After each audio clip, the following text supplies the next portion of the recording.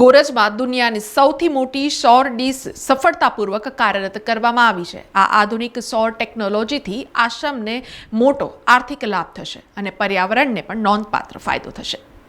અગાઉ મુનિ સેવા આશ્રમમાં રોજે રોજ અંદાજે 1000 કિલો લાકડાનો ઉપયોગ થતો હતો, જેના કારણે ખર્ચમાં વધારો થતો હતો અને પર્યાવરણને પણ નુકસાન પહોંચતું હતું। હવે સૌર ડીશ કાર્યરત થતાં લાકડાનો ઉપયોગ સંપૂર્ણપણે બંધ થઈ જશે, જેના પરિણામે કાર્બન ઉત્સર્જનમાં ઘટાડો થશે અને પર્યાવરણ વધુ સુરક્ષિત બનશે। આ સૌર ડીશ ઓછી જમીનમાં સ્થાપિત કરી શકાય છે, જે હોસ્પિટલ જેવી સંસ્થાઓ માટે અત્યંત અનુકૂળ છે। આ ટેકનોલોજી દ્વારા હોસ્પિટલના અંદાજે 100 ટન ક્ષમતાના એર કન્ડિશન પ્લાન્ટ ચલાવવામાં આવશે। અગાઉ એર કન્ડિશન વીજળી અને ગેસ આધારિત હતા, જ્યારે હવે તે સ્ટીમ આધારિત રહેશે, જેના કારણે કોઈપણ પ્રકારના ગેસનો ઉપયોગ નહીં થાય અને હવા પ્રદૂષિત નહીં થાય। આ સ્ટીમ ટેકનોલોજી દ્વારા આશ્રમમાં દરરોજ આશરે 2000 લોકો માટે રસોઈ શક્ય બનશે। ઉપરાંત હોસ્પિટલમાં જ્યાં જ્યાં સ્ટીમની જરૂરિયાત છે, જેમ કે રસોઈ, લોન્ડ્રી, સ્ટેરિલાઇઝેશન, ગરમ પાણી વગેરે, ત્યાં ટેકનોલોજીનો ઉપયોગ કરવામાં આવશે। હાલમાં આશ્રમમાં આવી 2 સૌર ડીશ સ્થાપિત કરવામાં આવી છે, જેના કારણે સંસ્થાને લાંબા ગાળે મોટો આર્થિક લાભ થશે અને ભવિષ્યમાં વધુ સુવિધાઓ વિકસાવી શકાશે। મુનિ સેવા આશ્રમ, રોટરી ક્લબ અને આપાર કેબલ કંપનીના CSR ફંડિંગના સહયોગથી આ ટેકનોલોજી વિકસાવવામાં આવી છે, જે માત્ર આશ્રમ નહીં પરંતુ સમગ્ર દેશ માટે લાભદાયક સાબિત થશે।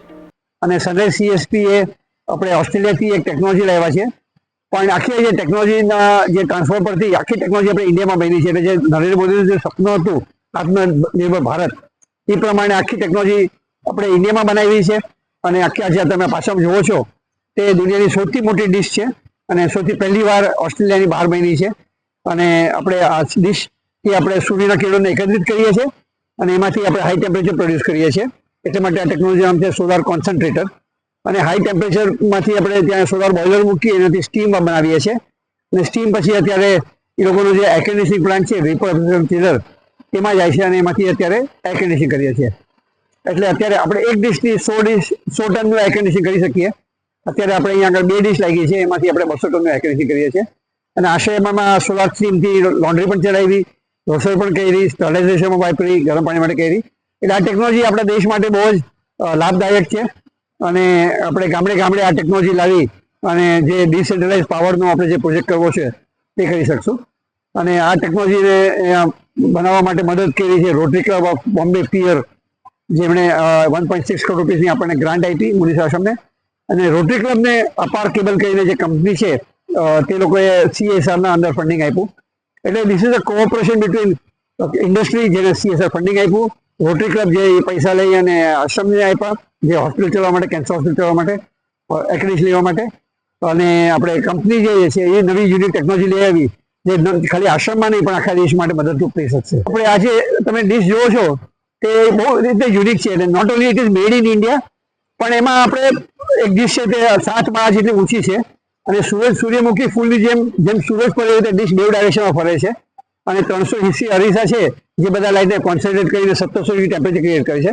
અને આ ટેકનોલોજી એવી છે કે કંટ્રોલ રૂમ છે તેમાં તમે ખાલી જગ્યાનું ને લોકેશનનું લેટિટ્યુડ લોંગિટ્યુડ આપી દો તો એ સોફ્ટવેર આપણે ડિશને કમાન્ડ આપે કે કઈ રીતે ફરવું, કારણ કે સૂર્યની સ્પીડ પ્રમાણે ફરવું 2 ડાયરેક્શનમાં।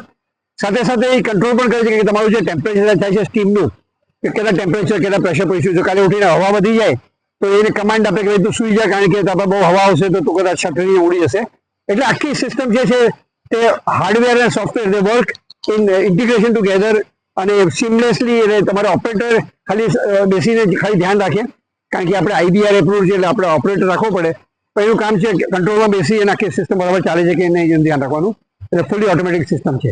સમાચારોના સતત અપડેટ માટે TNN ન્યૂઝને YouTube પર સબસ્ક્રાઇબ કરી બેલ આઇકોન પ્રેસ કરો અને અમારી સાથે જોડાયેલા રહો Facebook, Instagram અને Twitter ઉપર।